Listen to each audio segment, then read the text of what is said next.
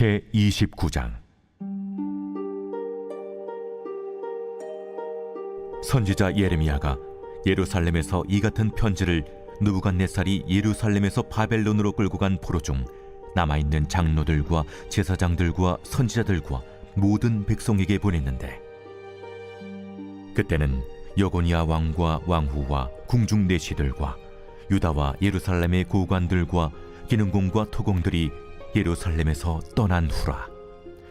유다의 왕 시드기야가 바벨론으로 보내어 바벨론의 왕 느부갓네살에게로 가게 한 사반의 아들 엘라사와 hil기야의 아들 그마랴 편으로 말하되, 만군의 여호와 이스라엘의 하나님께서 예루살렘에서 바벨론으로 사로잡혀 가게 한 모든 포로에게 이와 같이 말씀하시니라.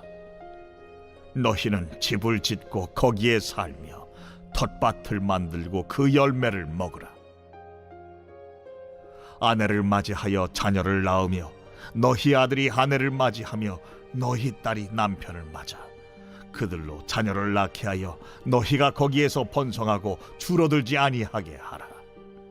너희는 내가 사로잡혀 가게 한 그 성읍의 평안을 구하고 그를 위하여 여호와께 기도하라. 이는 그 성읍이 평안함으로 너희도 평안할 것임이라. 만군의 여호와 이스라엘의 하나님께서 이와 같이 말씀하시니라. 너희 중에 있는 선지자들에게와 점쟁이에게 미혹되지 말며 너희가 꾼 꿈도 고지듣고 믿지 말라. 내가 그들을 보내지 아니하였어도 그들이 내 이름으로 그 짓을 예언함이라.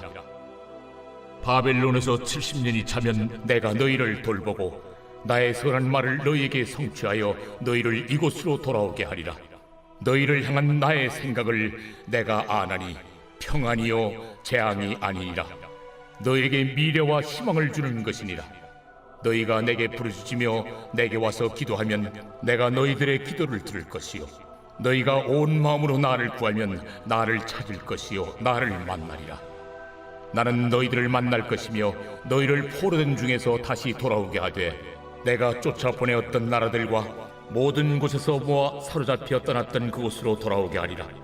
샬롬, 반갑습니다. 오늘도 큐티로 여는 기막힌 하루입니다. 오늘 나눌 말씀은 예레미야 29장 1절에서 14절 말씀으로 예레미야가 보낸 편지라는 제목의 말씀을 나누도록 하겠습니다. 오늘 임양숙 전도사님의 휴가로 인해서 제가 대신 말씀을 전하도록 하겠습니다.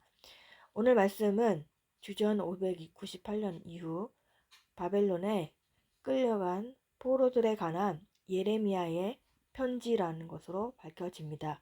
우리가 오늘 예레미야의 편지를 통해서 하나님께서 우리에게 무슨 말씀을 하시는지 생각해 보도록 하겠습니다. 첫 번째로는 평안할 것임을 말합니다. 7절에 너희는 내가 사로잡혀 가게 한 그 성읍의 평안을 구하고 그를 위하여 여호와께 기도하라. 이는 그 성읍이 평안함으로 너희도 평안할 것임이라. 아멘. 이 편지의 목적은 이 포로들에게 하나님이 그들을 버리시거나 그들에 대한 하나님의 목적을 잊으신 것이 아님을 확신시키는 것입니다. 바벨론의 1차, 2차 공격으로 많은 사람이 포로로 잡혀갔습니다. 잡혀간 사람들 중에는 장로와 제사장과 선지자들도 있었습니다. 시간이 지나 3차 공격이 이어졌고 여고니아 왕과 황폐후 궁중 내시들과 많은 기능공, 토공이 포로로 잡혀갔습니다. 이때 예레미야는 포로들에게 편지를 보냈습니다. 예레미야가 편지를 보낸 이유는 바벨론에 포로로 잡혀간 많은 사람이 포로 생활에 적응하지 못하고 바벨론에 저항하며 살았기 때문입니다. 예레미야는 권고의 내용을 중심으로 담고 있습니다. 첫 번째로는 바벨론 포로민들에게 바벨론에 장기간 정착할 각오로 그들에게 지낼 것을 권유합니다. 이 권유는 삶의 기본 조건들을 염두에 둔 것입니다. 일상생활을 누려야 할 주거 공간인 집과 먹고 살기 위해 음식물을 확보하는 일이야말로 가장 기본적이면서 중요한 삶의 조건들이기 때문입니다. 예레미야는 정착의 또 다른 필수 조건이라 할 수 있는 가정의 형성과 자녀 출산에 대해서도 언급합니다. 여기에서 예레미야가 결혼에 더하여 자녀 출산까지 언급하고 있는 것을 보면 바벨론 포로 생활이 3대에 걸쳐 오래도록 지속할 것이라고 확인할 수 있는 것입니다. 그리고 예레미야는 포로들에게 그들이 살고 있는 바벨론 성읍의 평안을 구하고 그 성읍을 위해 여호와 하나님께 기도하라고 권유합니다. 이것은 여호와께서 포로들의 안녕과 평안을 간절히 원하시고 있음을 말합니다. 그들은 바벨론에게 이웃의 평강을 구하고 안녕에 관심을 기울여야 하며 그들이 정착한 공동체의 건설적인 평화와 행복을 실현하는 사람이 되어야 했습니다. 현재에 살고 있는 땅에 정부에 맞서 반란을 일으키지 않도록 하며 그곳의 시민으로 최선을 다하라고 하는 것입니다. 이 말씀은 그들이 바벨론 왕에게 예속되어 있는 동안에 공공질서를 저해하는 짓을 저지르지 말라고 하는 것입니다. 바벨론은 왕은 이방인이며 우상 숭배자고 박해자이며 하나님과 그의 교회와 원수 노릇을 하고 있지만 그가 그들을 보호하려는 하는 그들은 그에게 충성을 다하며 경건함과 정직함으로 그의 수하에서 조용히 평안한 삶을 사는 것이 마땅하다고 하는 것입니다. 사로잡혀간 그 성읍을 위해서 기도하라는 것입니다. 하나님의 백성을 통해 그들이 사는 성이 복을 받게 되는 것입니다. 하나님이 자기 백성을 위해 그 성에 복을 주시는 것입니다. 세상이 우리를 지켜주지 않고 세상에서 우리는 때로 바벨론의 포로 같은 정체성을 갖고 살아갑니다. 그러나 하나님이 우리를 지켜주시고 하나님의 말씀이 우리를 지켜주시게 되는 것입니다.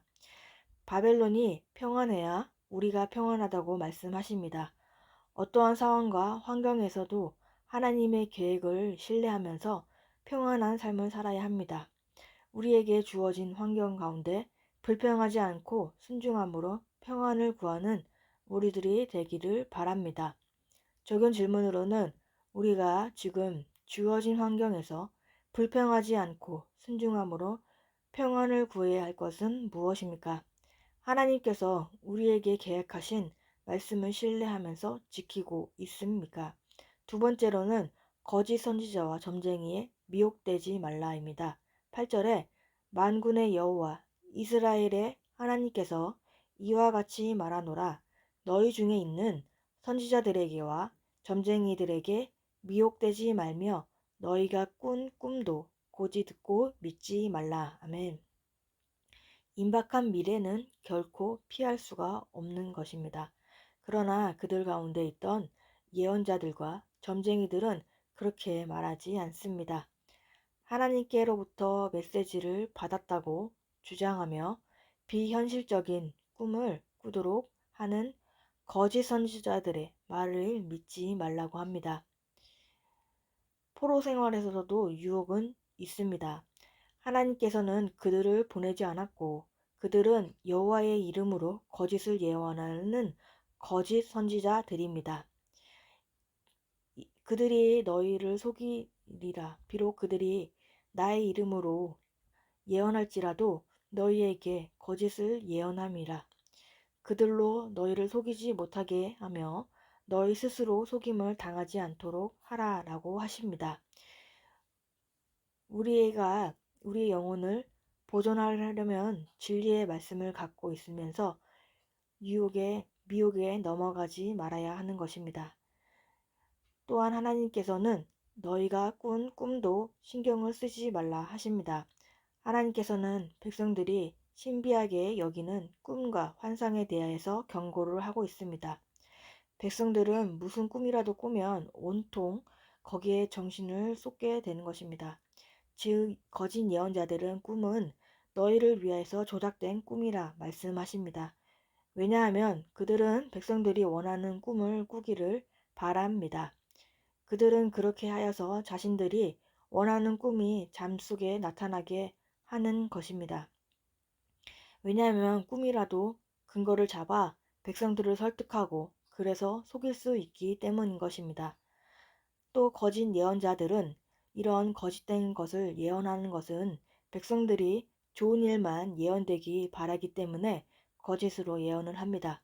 그들은 자기들이 말했던 것을 꿈으로 꾸며 또 거짓 선지자들이 아첨하는 말로 백성들을 제 가운데 머물게 한다는 것은 백성들이 달콤한 말을 좋아하는데 원인이 있는 것입니다.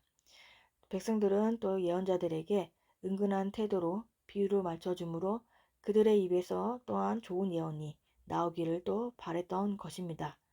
하나님이 아니라 바벨론의 권세와 그 기준 안에 살아가고 싶은 유혹이 있습니다. 그러나 거기서도 하나님의 말씀으로 우리는 지켜야 하는 것입니다. 거짓된 세상을 이기는 유일한 능력은 하나님의 말씀인 것입니다. 우리가 듣기 좋은 말씀만 들으려 하지 말고 주님의 말씀 앞에 겸손히 서 가야 합니다. 듣기 좋은 거짓 선지자의 메시지를 분별하고 참된 말씀 앞에 나아가야 합니다. 하나님의 말씀을 전적으로 신뢰하며 하나님의 말씀에 순종하며 나아가는 우리들이 되기를 바랍니다. 적용 질문으로는 우리가 넘어가는 거짓의 말씀은 무엇입니까? 듣기 좋은 말씀만 들으려고 합니까? 말씀으로 미혹되지 않게 하는 우리들이 되기를 바랍니다. 세 번째로는 70년이 차면 돌아오겠다 합니다. 10절부터 13절 말씀에 여호와께서 이와 같이 말씀하시니라. 바벨론에서 70년이 차면 내가 너희를 돌보고 나의 선한 말을 너희에게 성취하여 너희를 이곳으로 돌아오게 하리라. 여호와의 말씀이니라. 너희를 향한 나의 생각을 내가 아나니 평안이요 재앙이 아니니라. 너희에게 미래와 희망을 주는 것이니라. 너희가 내게 부르짖으며 내게 와서 기도하면 내가 너희들의 기도를 들을 것이요 너희가 온 마음으로 나를 구하면 나를 찾을 것이요 나를 만나리라. 아멘. 하나님께서는 선지자와 백성들에게 이스라엘과 유다의 존재 이유를 잊으신 적이 없음을 확인해 주십니다. 예레미야는 70년의 포로 생활이 끝나면 이루어질 일들을 가르쳐 주십니다. 70년이 지나면 다시 돌아오게 하겠다라며 약속하십니다. 그가 전한 메시지는 여호와께서는 바벨론에서 이스라엘의 70년 포로 생활이 끝나면 바벨론을 멸하시고 포로들을 구원해 주겠다 약속하심을 이루신 것이고 고향 땅으로 돌아오게 하실 것입니다. 이러한 약속이 실제로 이루어진다는 근거는 포로들을 향한 여호와 하나님의 생각과 계획이 재앙에 있지 않고 도리어 평안에 있다는 사실에 기초하는 것입니다. 그 일이 그들을 포함해 3대가 지난 후에 이루어지지만 말입니다.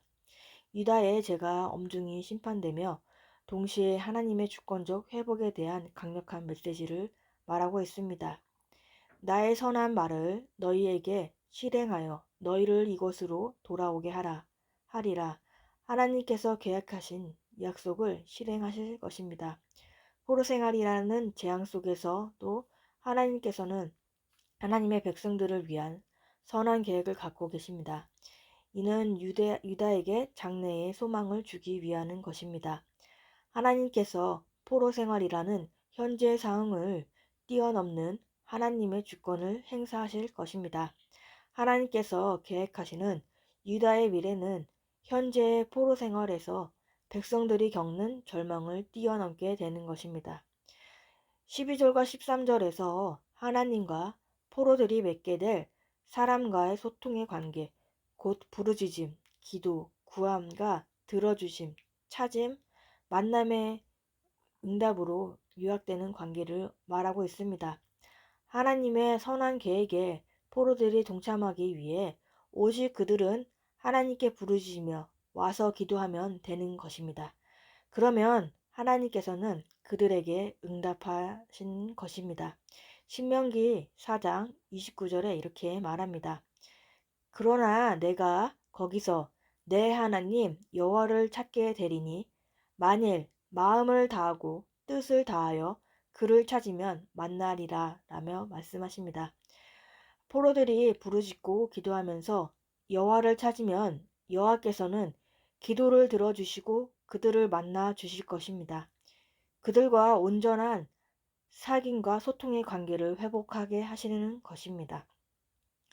로스 맥클랄린은 유니언 대학에 신입생으로 등록했고 처음 채플 예배에 참석했습니다. 강사는 그 당시 멤피스의 제1침례교회 목사인 로버트 베이트먼 박사였습니다. 그는 여러분, 종교와 기독교의 차이를 알고 있습니까? 한 문장으로 여러분에게 알려드리겠습니다. 라며 말했습니다. 그는 이어서 종교는 인간이 신을 찾는 것이라면 기독교는 하나님께서 인간을 찾으시는 것입니다. 라며 요약했습니다. 우리는 그림의 또 다른 면을 볼 필요가 있습니다. 예수님께서는 초대받지 않으시면 절대 우리 마음에 오시지 않습니다. 또 다른 사실은 역시 우리의 관심을 요구하는 것입니다. 온 마음으로 하나님을 구하는 것은 단순히 예수님께서 내 마음에 오시도록 비상적으로 기도하는 것 이상을 의미합니다. 마음으로 번역된 단어는 우리의 인격의 모든 부분, 전 삶의 의미를 말합니다. 온 마음으로 하나님을 구하는 것은 그분의 삶과 죽음의 이유인 동일한 인생의 목표에 우리 자신을 헌신하는 뜻이라고 말합니다. 온 마음으로 하나님을 찾는다면 그들은 하나님을 만날 것입니다. 절망 속에서도 절망을 극복할 수 있는 방법은 하나님께 전적으로 헌신하는 것입니다. 유다를 예루살렘에서 바벨론으로 추방했던 하나님께서는 이제 유다의 회복을 약속하십니다. 눈에 보이는 형편에 속지 않고 하나님의 마음을 아는 것이 생명의 길입니다. 우리가 믿음으로 기도하면 하나님 아버지께서 사로잡혀간 그 성읍을 위해 우리를 만나 주신 것입니다. 그리고 구원해 주십니다. 하나님의 계획은 재앙이 아니라 평안과 희망이며 하나님은 그들의 기도를 들으시고 응답하실 것입니다. 그러하기에 우리는 기도해야 합니다. 우리의 문제와 사건을 가지고 주님께 나아가 기도해야 합니다. 그래서 고난의 시간 가운데 온 마음으로 하나님을 찾고 만나는 그런 시간이 되기를 바랍니다. 주님의 말씀으로 인내하며 회복의 기쁨을 누리는 우리들이 되기 바랍니다. 우리도 고난 속에서 하나님이 주신 약속을 신뢰하며 인내할 때 회복을 기쁨을 누릴 수 있는 것입니다. 적은 질문으로는 우리는 고난과 사건 가운데 인내하며 기도하고 있습니까? 하나님을 만나고 찾으려고 주님 앞에 나아가고 있습니까? 주님을 신뢰하며 회복될 것을 믿고 있습니까? 5월 6일 보선자입니다. 교만과 사치와 허영과 권력과 재물은 무너지게 되어 있습니다. 칼날 위에 선 물방울처럼 예민하고 기민하게 깨어서 영혼 구원을 위해 충성하면 절대로 후회하지 않습니다. 다 같이 기도하겠습니다. 하나님 아버지 감사합니다. 오늘도 말씀을 허락해 주심에 감사합니다. 어떠한 상황과 환경 가운데서도 하나님의 계획을 신뢰하며 평안한 우리가 되기를 바랍니다. 우리에게 주어진 환경 가운데 불평하지 않고 순종함으로 평안을 구하는 우리가 되기를 원합니다. 거짓 선지자들의 달콤한 말에 속아 넘어가지 않게 해 주시옵소서. 거짓에 속아 넘어가지 않도록 주님의 말씀으로 분별하길 바랍니다. 우리의 문제와 사건 가운데 기도하며 나아가고 주님을 찾고 만나는 우리들이 되게 하여 주옵소서. 주님의 말씀으로 인내하며 회복의 기쁨을 누리게 하여 주시옵소서.